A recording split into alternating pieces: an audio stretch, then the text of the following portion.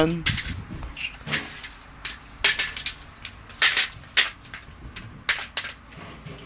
nandiyan pala kayo. So, ito na yung pangako ko na nag-Jenga tayo. Ito na yun. Yung kwentuhan tayo. Ito na yun. Diligtad lang kasi natalo si Papa eh. Ito. Tara. So, ang kwento natin, ang alamat ng ibon na Darna. Isang araw ay isang tatlong kapatid ang may sakit ang kanilang nanay. Kailangan nila huliin ang ibon na Darna para mawala na ang sakit ng ibon na Darna. So, tara. Ito na. Kwento ko na guys. Isang araw, pumunta sila sa bundok para huliin ng ibon na Darna. Ang pangalan ng kuya niya ay si Juana, si Hutu, si Tri. Pumunta sila sa bundok. May dala silang gamit pahuli ang ibon na Darna. Tapos, ang kuya nila ay nakita ang ibon na Darna. Kung sino daw yung, sabi ng tatay, kung sino yung nakahuli sa ibon na Darna, sila ay magiging hari. Ito na. Nung nakita ng kuya ang ibon na Darna, sabi niya, nakita ko na ang ibon na Darna, huliin ko na siya. Tapos, pumunta yung kuya niya. Doon, hinuhuli niya ang ibon na Darna. Tapos, naging bato, naawitan siya, tapos nakatulog.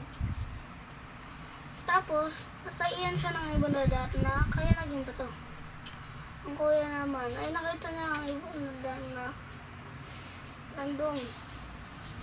Tapos, huliin niya, may nag-transform ng sexy na babae. Tapos, maganda. Sabi ng babae, matulog tayo. Sabi ng kuya, sige. Pumunta sila sa bahay na para na natulog. Tapos, nataiyan siya ng ibon na Darna, kaya naging bato. Tapos, ang punso naman ng kapatid ay nahabol na ang ibon na Darna, nakita niya. Tapos, nakita niya yung mga bato. Bakit naging bato yung kuya ko? Tapos, pupunta siya ibon na Darna. Nahuli niya yung ibon na Darna. Sabi ng ibon na Darna, sige, huwag mo akong patayin. Bibigyan ko lang ng gamot ang nanay at mababalik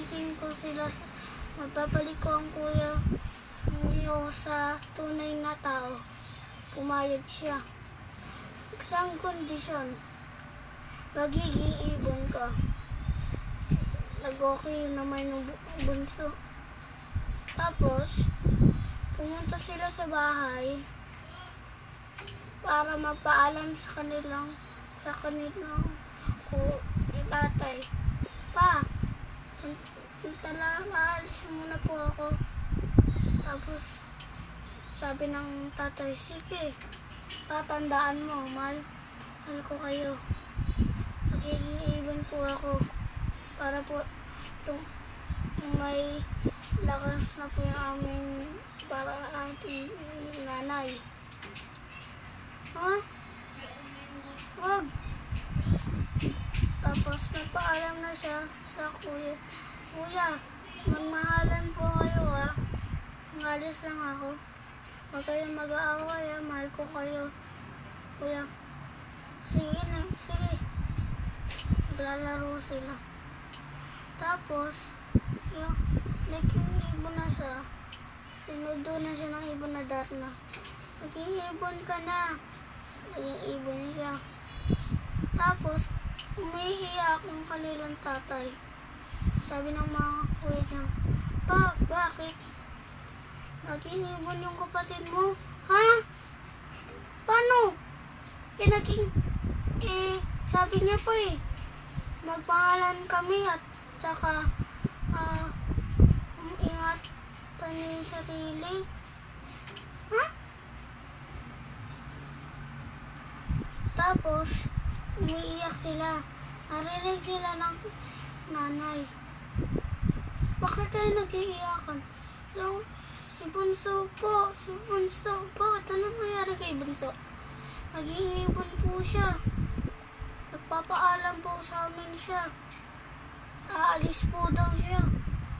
Ano po daw siya ng ibon na Darna para may gamot po kayo.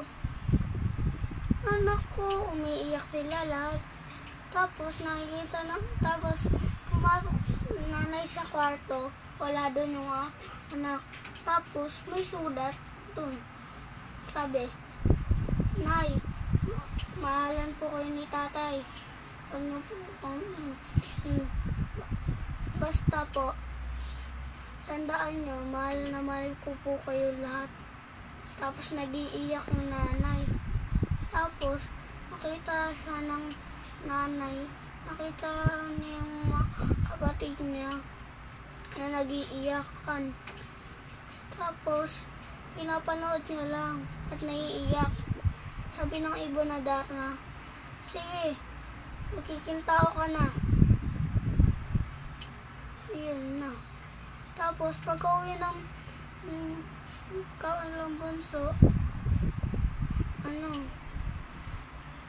nakagulat yung kanilang nanay, tatay at kuya. Mga kuya niya. Sabi, "Kala ko ba nag-iibon ka?" "Hindi po, pinahanan na po ako ng ibon na Darna." Nagsalamat sila sa ibon na Darna. "Salamat, ibon na Darna, salamat." Ayun na. Bye-bye.